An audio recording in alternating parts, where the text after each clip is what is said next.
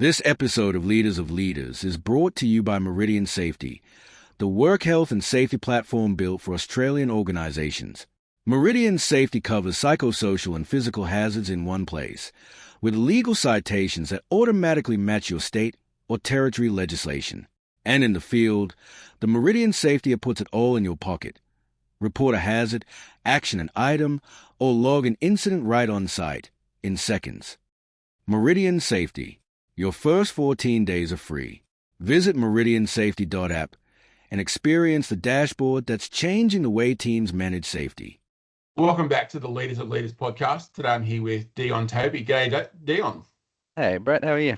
Good, mate. Happy to be here.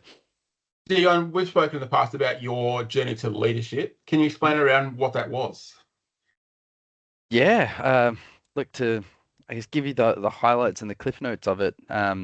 I think I had an experience that was very similar to what a lot of people, particularly in the community and disability sector, sort of go through in that they're really good in their role, generally in client facing or whatever they might be doing, where they eventually end up in a supervisor or leadership position, and sort of moving in from that expert to leader space. And for me, I found that went in, had some experience around people leadership, skills that I needed in that, what to be looking for, what good leaders looked like, what not so good leaders looked like from my own personal experiences in there, and tried to hit the ground running. Went in with all these big flashy ideas and motivations of I'm going to do it with a difference. I'm going to come in and change the world. Month 3, because that's the optimistic mindset that you go in with, right? Yeah. Learned a lot of hard truths along the way, things I could have done better, things that no one explains to you until you're in the thick of it, and you sort of learn from experience, much like children. And came in and found that there was a lot of gaps in my understanding, my learning of how to be an effective people leader, and not knowing what questions to ask, how to get the support, but not necessarily having the support that I feel I needed through that time to find my feet as well. And over time led to burnout. Again, like I think most people find themselves sitting in eventually in that space, particularly when you don't know what you're doing and how to get there. And had to go my own way, essentially do a lot of self-education, researching rabbit hole after rabbit hole to find what it should look like and how to be better. And ultimately what's led me to the work I do now, connecting with people like you and trying to bridge that gap for people to do that preemptive work and that foundational work with people that are in that space or moving into that space to be preventative from those things sort of occurring. Yeah.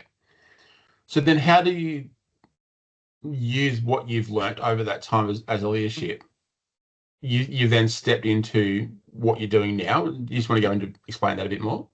Yeah. So at the moment, a company that I've got has a business to business side of things where I work with services through coaching, consultancy sort of work, working around leadership, management, teams to support leadership emergence in particular. So helping them find their feet in how to be a good leader or the leader that they want to be, how to manage people and teams, how to set things like healthy boundaries, work inefficiencies, how to communicate clearly and maintain that transparency to have shared accountability across teams to reduce things like burnout and ultimately save companies money. It helps their work effectiveness, their workflow, removes bottlenecks, keeps teams aligned and staff happy, which leads to better experiences for clients and participants from a community and disability space, and really works with them to have a thriving team, essentially. Yeah, cool. So you're saying that you didn't have that leadership training when you came into the space. You would kind of had this idea of where you wanted to go, but then the way that the sector's run, like that couldn't happen. So what lessons did you learn from that? A lot of self-learning. I think more than anything else. Like I mentioned in there that I didn't necessarily have the support that I feel I needed through that process, but I'd learned through that too that being a new leader in that space as a formal leader and supervisor as middle management, found that I placed a lot of expectations on myself in that too. Yeah. Feeling like I should just know how to do things. I should know how to support the team. I should be equipped to do it because I'm in that position, and I've shown the experience and the skills to be there and put there. So asking feels like a bit of a detriment, I guess, to people's confidence in me, Hmm. or my ability to show up. So I, put my head down, worked through it what I could, and what I learned after the fact as well. One, it's okay to ask. Yeah. We teach it to our kids and in early childhood and all the rest of it. If you don't know, ask something. You're not going to get in trouble if you don't know. Ask.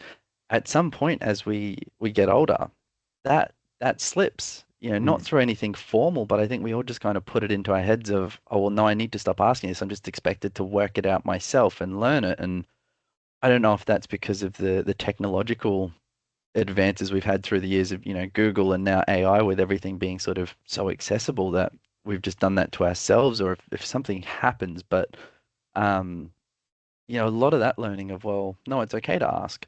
It's okay to ask for help or to not be sure of something. So for me, it was recognizing that I didn't have that confidence or that clarity for myself to go, this is the support that I need. This is what I need from you Mm. because you don't know what I need and I don't know what to ask. Yeah. And in a lot of the work that I now do, it really pins that foundational need for clarity in communication. Have that conversation, ask, lay it out on the table, say, this is where I'm at, this is what I need. How do we now work together for a joint outcome? And I think that's probably the biggest learning that I've taken from it is communication is massive, as Yeah. simple as it seems. And like you mentioned there around how, you've got these advances in technology with Google and now AI, but also too, if you're going to AI or Google for how do I do this, that then adds another layer of, oh, is this the right way to do it? Is this how the business wants me to do it? Like it's like could be completely opposite of way Google's telling you to do it is what of how the business wants you to do it as well.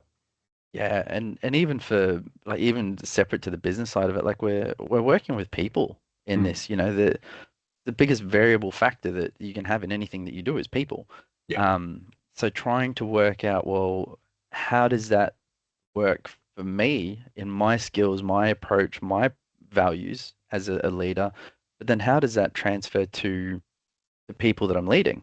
Because it's not a blanket approach that you can generally take. Like there's some things that you can set a bit more general, but most of it you need to work one to one and really Mm. understand how each individual piece ticks Yeah. and support it like that. Because when you don't, that's when things start to sort of cause a lot of friction in that Yeah. space.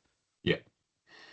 So is there any, books, podcasts, YouTube videos that you've watched that has helped you go, oh, actually, I need to look at this, connecting with people side or, another leadership skill?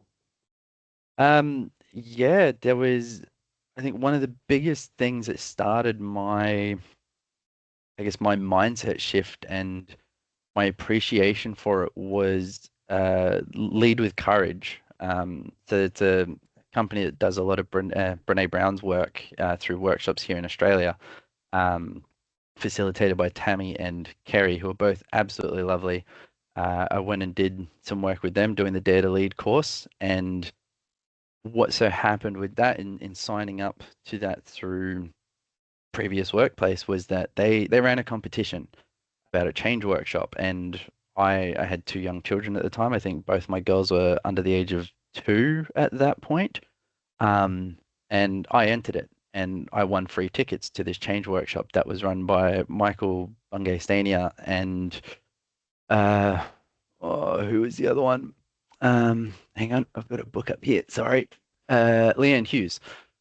And I went to that a little bit before going through the Dare to Lead workshop, and I think listening to some of Michael's perspectives on change in particular, a lot of it just it really hit home for me, Yeah. and was probably one of the first things that started to shift in me of actually some of the work that I want to be doing and that I'm really passionate about is helping people understand this sort of stuff and moving more into that sort of coaching workspace.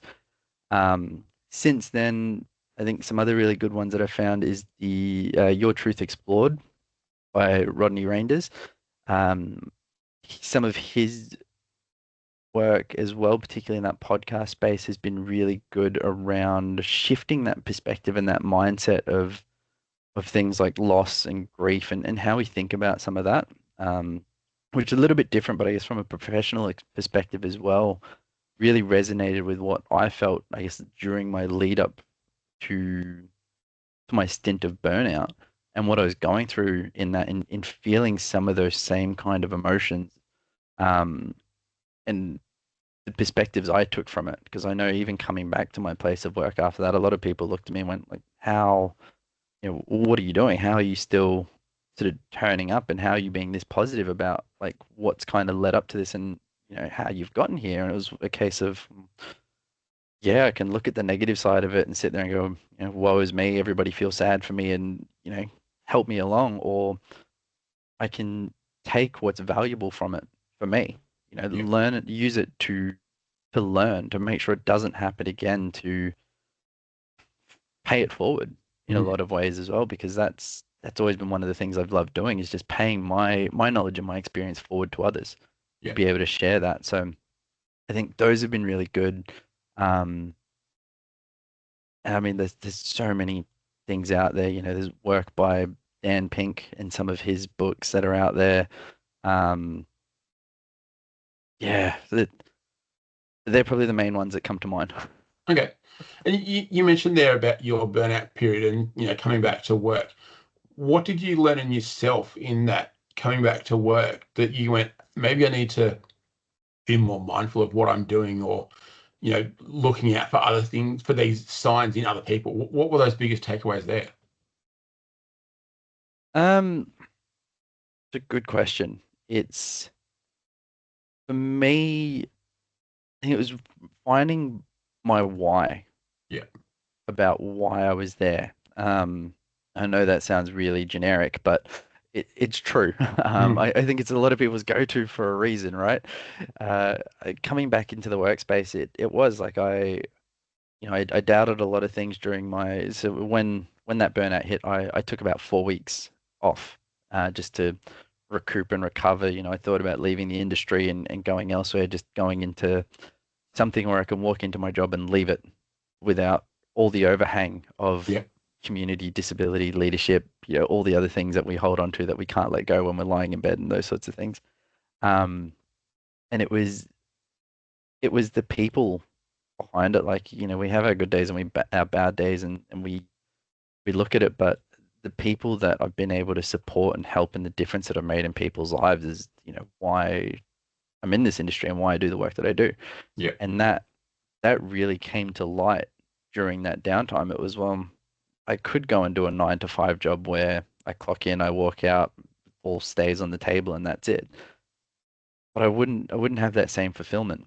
Mm. So coming back in, it it came down to, right, I've seen the dark side of this now with burnout and experienced it firsthand, instead of it just being a theoretical piece that we all learn about, and we talk about practicing self-care. But I think it's one of those things, until you've experienced it, a lot of people don't really appreciate what that looks like. Yeah. So coming back, it was a case of, all right, well, here's where I am now. This is what I know. How do I stop that happening? What gaps have I found in myself that I want to go and self-educate, or, educate through opportunities that I can take to not have that happen, and strengthen what I do, or Yeah. how it sits with me. Um, and that was probably the biggest thing, is just not wanting to give up, and having that resilience there to go, how do I push through this and make sure that it doesn't happen again, and Mm. lead down a different path next time. Yeah. And also too, what I found was, coming back from that burnout, you might be seen differently in your team, not Mm, just in the team that you lead, but in those that lead you as well. mhm. So then, how then do you take that as a learning opportunity and go, I need to ask better questions of my leader, I need to ask better questions of those that I lead. Yeah, clarity and being transparent was really important for me. As I said, having those conversations and just communicating about it, going, this is what I've now recognized. This is where I'm at. This is what I've done with it or what I am doing with it. Um, and here are some of the factors that I've learned about myself through this process. Like one of the opportune things that happened for me shortly after coming back from my stint of burnout was going through disc training. Mm-hmm. Um, and I'd done disc previously, but not in that role, or in that capacity as well. It's sort of more short form disc than it was the full in-depth version. So being able to unpack that and getting some of the reports that went along with it, it was scarily accurate. But I guess it was also something that I could look at that, even going through the questions of going, okay, I'm feeling that, this trait is higher than this trait at the moment, but I know that's because my mindset is still a little bit heightened at the moment with what I've just come back from. Like, I think it was the third day of being back in the office that I had to do this disc questionnaire. Yeah. So everything was still a little bit Very fragile fresh. and fresh. Absolutely. So I'm looking at this and going, well, I feel like this is higher, but I know that this is higher on a standard day. So I'm going to answer it like that because I don't want this moment in time to reflect what I'm doing there. So even just being able to reflect and have some of that insight to myself Mm. was massive. Um, and then being able to take that along and going, look, here to my supervisor at the time, this is how I'm feeling, this is what's going on. What's this look like for you? How can we make sure that, you're getting what you need out of this and I'm being able to communicate things, but how would you like me to be able to come to you and communicate with this so that we're meeting in the middle? So that Yeah. you don't think everything's good. I'm not sitting there thinking that we're all good and then finding this divide in between somewhere that's lost. Um, and then, coming back to the team and the other side of things as well, it was very similar, owning it, going, look, I know the last 3 months, 4 months, I think it was, have been a little bit rough around the edges because of this. I've now been able to recognize that this is what it was, and this is where a couple of things have slipped, or where I feel like I've let you guys down as individuals or as a team or whatever it was. Um, and just starting that conversation around where can we start here? Like, what's this look like for you? What can I do to support that? What do you want from me? What do you need from me? And how can I turn up best to enable you to do the things that you need to do where we haven't had that opportunity before or it hasn't been quite what you've needed? Let's just lay it all out on the table Yeah. and work out where to start and how we want this to go moving forward. Um, and that was something that I did for quite a while after that. It was sort of checking back in with that routinely and going, where are we at? How do we feel it's going? Do we need to, revise and rejig? Or, are we good to just kind of keep going along that trajectory until something else pops up and changes what we need to do? So again, it's that communication, just having that insight to be able to own it and take the accountability instead of going, it was someone else's fault. It was someone that didn't do this, and that's why it led me to this. And there were elements of that, don't get me wrong. But at the same time, it was about me being able to sit there and go, I can't change that. Mm. What I can change and what I can control is the me Yeah. portion of all of this. So how do I then, you know, use that moving forward? Mm. And that's what I did. I put all my time and effort into that and did what I could with it with my team and with my supervisor. Yeah. And do you feel that, leadership can be lonely in that, it's like, I've a lot of people go, I've got to lead this team and this is my responsibility. I've got to do this. No one else is experiencing this situation. Like, it's like we put this weight on our shoulders of I'm taking responsibility because this is my team, but no, I can't talk about it to another leader who might be going through the same situation. Mm. It's like leadership is seen as this isolation and loneliness space. Yeah. But having that communication with your team leader or another business, another team leader in another business, another industry, wherever, it's It's like, almost well, identical. hang on, we're all going through this at the same time. Let's work as a team. Yeah. And, you've touched on something really important there, Brett, because it is like I know particularly some of the conversations I've had and the experience that I've seen over the years as well, is that we we always had conversations around your team as a leader are your colleagues, Hmm. right? Because they're exactly like you've said. The other lead is going through very similar things, if not the same things, the same problems that you can provide insight to, that you can support each other with, that you can get through it together. Like that's your team, your village to function. But I think in the thick of it, it often doesn't come back to that. And I think particularly now and since COVID too, like we all work in such mobile and diverse ways, across working from home and office spaces or just working remotely and virtually, where you don't have that same connectedness Mm. that you might have had when everybody was sitting in office together Monday to Friday. You'd see it on someone's face when they walked through the door, they came up the stairs off the elevator, whatever it was, and you just see the shift or the lack of them Yeah. in their presence. It's like, hey, what's going on? Let's go grab a coffee. Let's, have a chat, whatever it was. Um, I think that's become harder and more fragmented Yeah. in what we've seen since COVID. Um, and it almost became, well, my team and my focus is the people that are reporting to me, not my colleagues.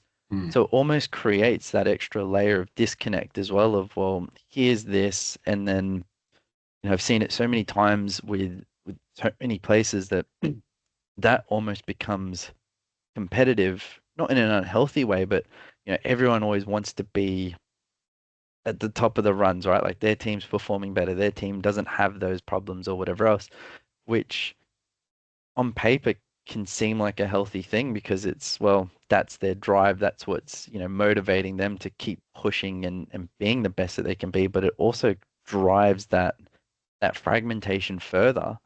And I think that's where you start to see things like culture slip Yeah. coming in across services and organizations. And, in small, short bursts, that can you can get by that without it becoming a huge issue. But when it's a prolonged problem and it becomes a norm, you really start to see services suffer Mm. because of it.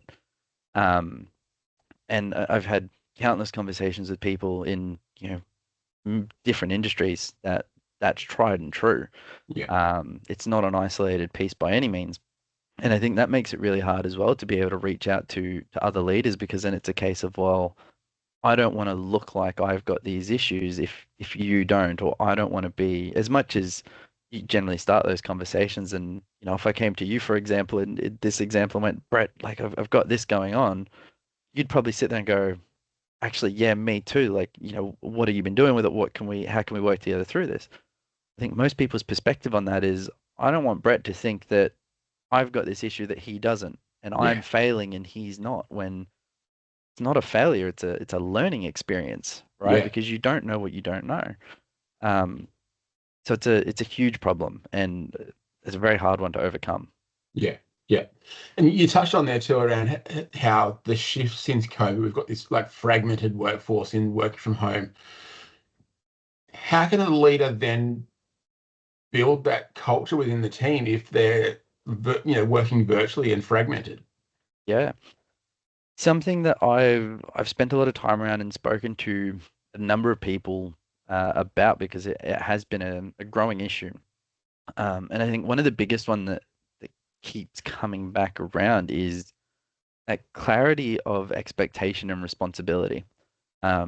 We've seen it in New Zealand and a few other countries starting to pop up where they're moving to like 4-day work weeks Hmm. or less governance over worked hours as such, and it's just that responsibility Yeah. of an expectation of work.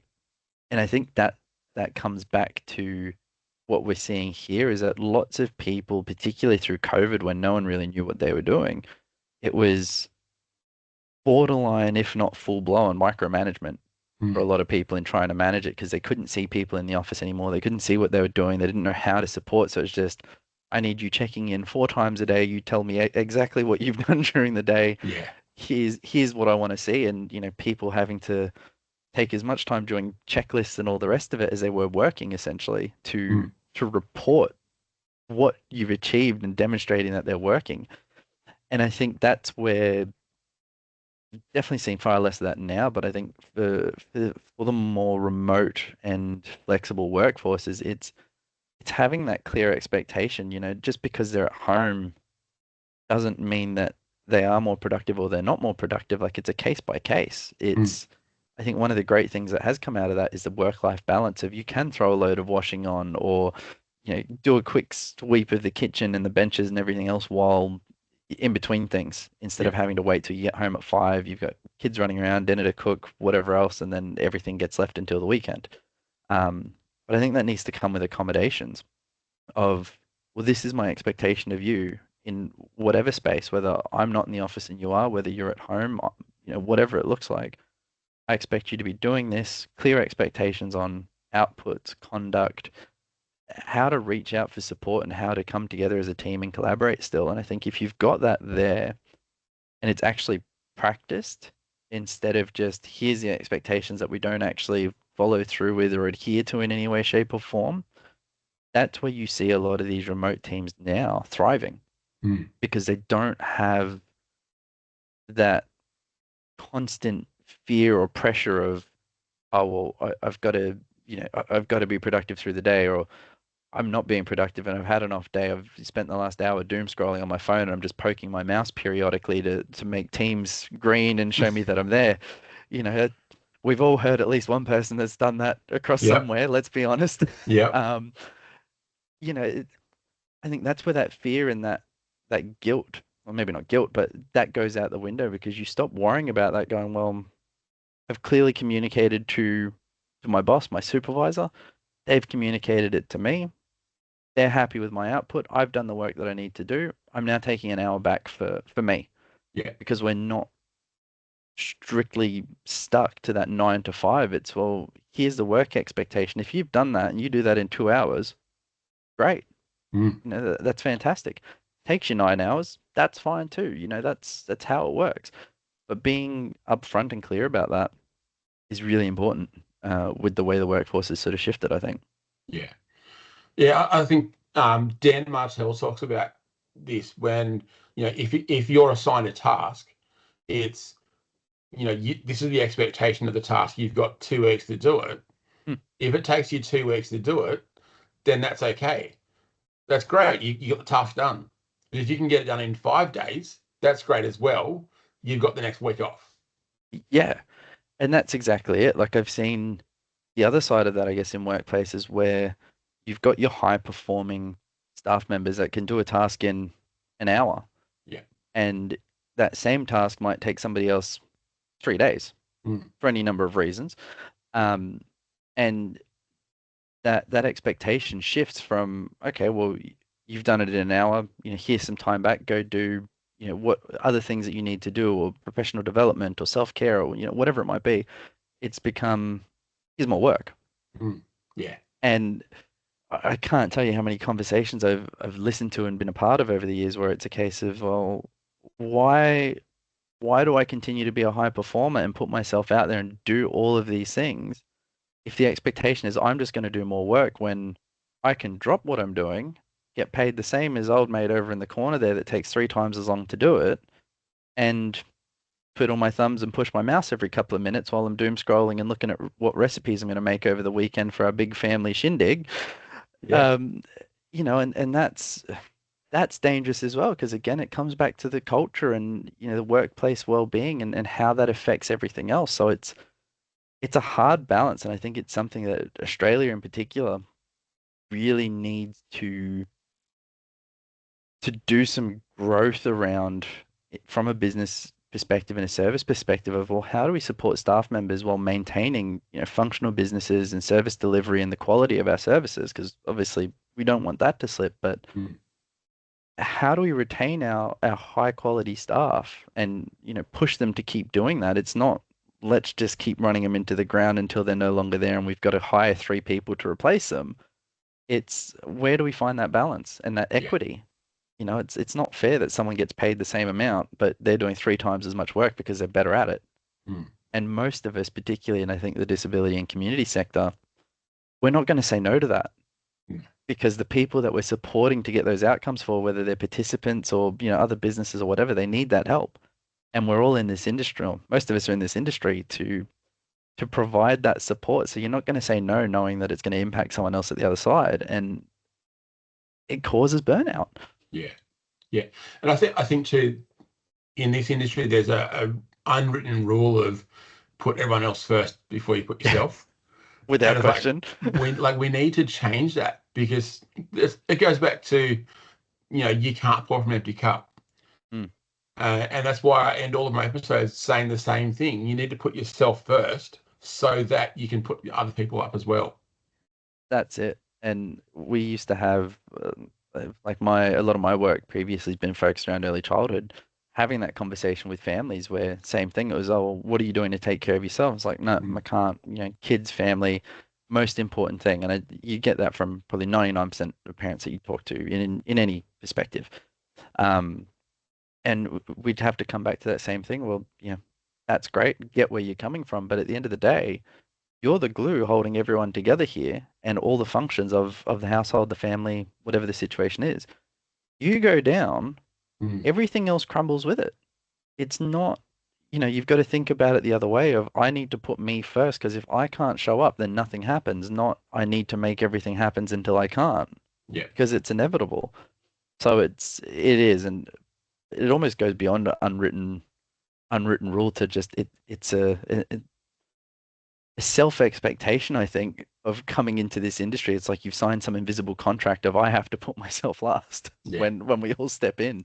Yeah. And it needs to be the reverse. And thankfully, I think we're seeing more and more services and businesses pick that up to support people with that of, no, you've done more than, we're worried about this week.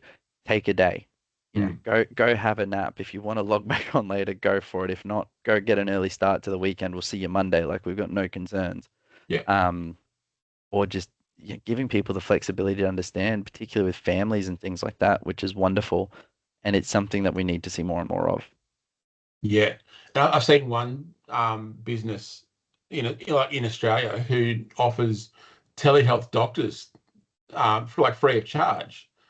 And Nice. like you look at that and go, yeah, that's pretty cool.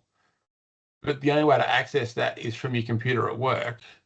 Yeah. And it's like, is it really a perk or is it just a way to keep you at your desk and working? Yeah, well, when you put it like that, actually. But then also too, like you've then got a new doctor which doesn't have all your old records. It's like, well, I might as well just take a day off work and go to my usual doctor. Yeah. And that's it. There's some things look like silver linings, but they're not. It's all a bit of a facade, I guess, or it's the wrong approach. Like, it's good in theory of, hey, we're going to provide people these benefits, but it's almost like that Band-Aid fix to a much deeper problem. It's, well, we're going to provide you a doctor that you can see, during office hours, at work, through the work system. Fantastic. In theory, that's really great. Yeah. But like you said, once you break that down, is it really a help? There's so many things that I think that we, particularly from that psychosocial safety and hazard space, that we're seeing pop up because people don't understand it. I think because it is so new and so nuanced and layered across what it means and how it shows up in the workspace. It's so easy to look at the first sign or the first problem of things that pop up and go, how do we fix that? Yeah. But what actually needs fixing is not that. It's taking the time to understand, well, what's caused that? It's not the fact that, oh, well, we're working 9 to 5 and Shirley's gotten a little bit stressed out because of that, because of long days and whatever else is happening at home. There's probably 1,000 other things that are actually impacting that, not the 9 to 5 part. And that's where we need to slow down, I think, not speed up, which is almost counterintuitive in this day and age. We're all trying to move so fast and do more with less that we do need to just slam on the brakes and stop and analyze and assess what's going on and understand the problem, not just the way it shows up. Yeah.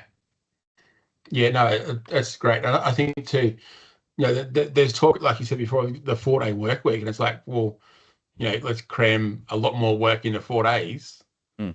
But for a lot of people, that 4-day work week is not the best option. It might be the 5-day work week. Yeah. And that's it. There's industries that's just straight up not going to work. Yeah. To have a 4-day work week, or people that it doesn't work for, and everything in between. There's a need to have 7 days of work, right? Across different industries and different things. Like, how often do you go down to Coles or Woolies or wherever you decide to get your groceries on a Saturday or Sunday? We can't just say, well, everything will function Monday to Thursday, Friday to Sunday. Good luck. Yeah. The world would stop. Yeah. It's finding that balance, I think, and understanding, well, what works for your staff, what works for your business.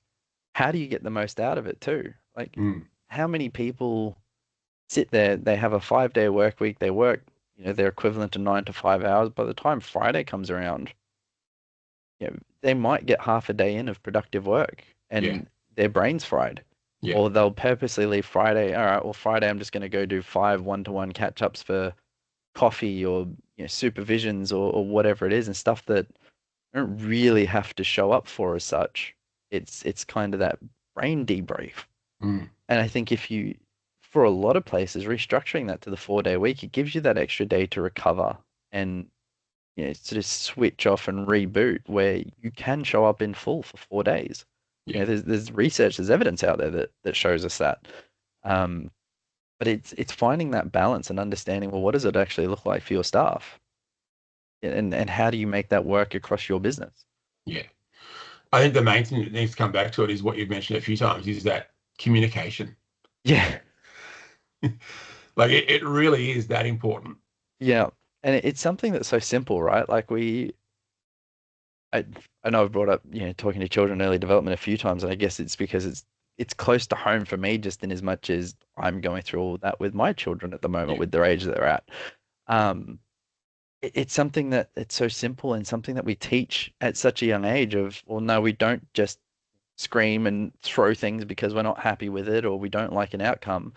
We use our words to say, well, I didn't like this, or this is the problem that I'm facing, or what scared me, or whatever, so that we can come up with a resolution.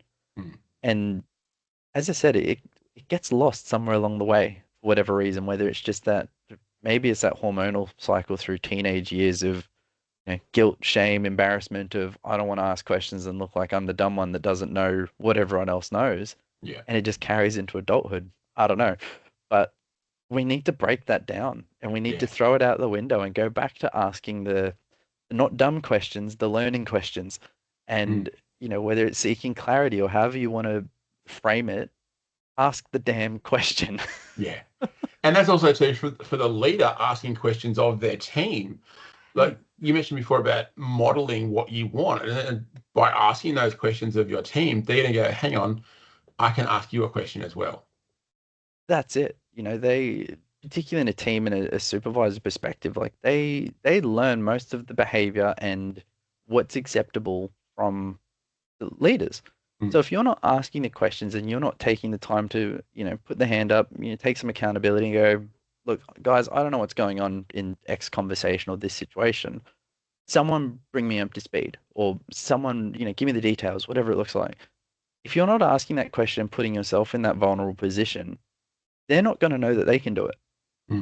And that's the biggest thing. It's easy enough to say, yeah, we'll afford you that safety of, you can ask questions, you can push back. If I say this is a process that we're changing and you think it's stupid for whatever reason and don't agree with it, you should feel safe to be able to say, well, why?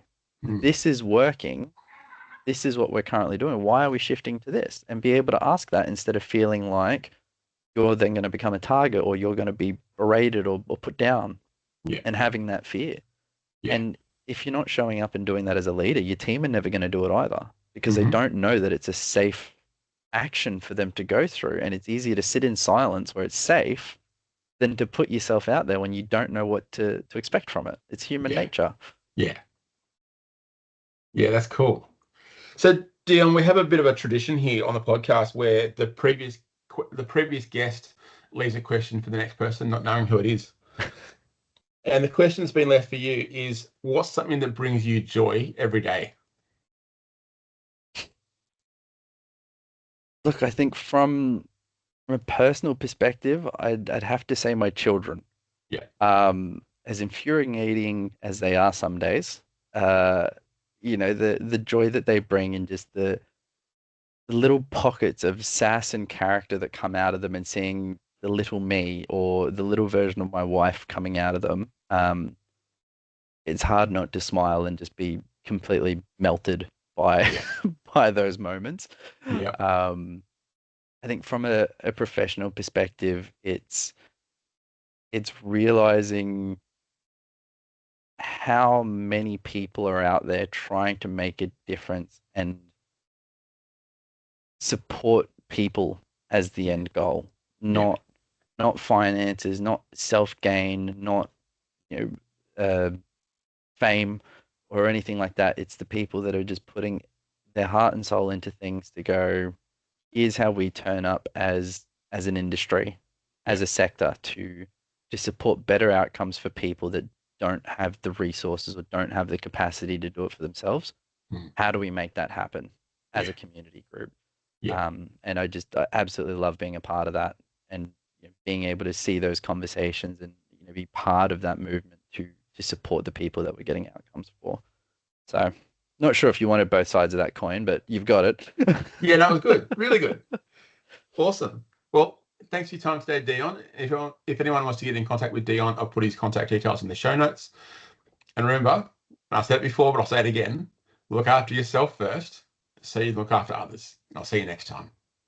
This episode of Leaders is brought to you by Meridian Safety. Meridian Safety is the work health and safety management system built specifically for Australian organisations, covering both psychosocial and physical hazards, all in one place. A hazard register, risk assessments, control measures, corrective actions, worker consultation records, incident reporting, and legal citations that automatically match the right state or territory legislation, including Victoria's own OHS Act and regulations. But here's what sets it apart. The Meridian Safety app is the field companion to the full platform, built for the moments your team is standing on site, phone in hand, not sitting at a desk. Spot a hazard, report it instantly, psychosocial or physical, with the right category and legal reference attached automatically. Got an action assigned to you? Open My Actions, start it, and mark it complete. No computer required. Something goes wrong. Report the incident or near miss while the details are still fresh. And for admins and managers, log worker consultations on the spot, the moment they happen. Meridian Safety. Safety management that keeps up with your team, wherever the job takes them.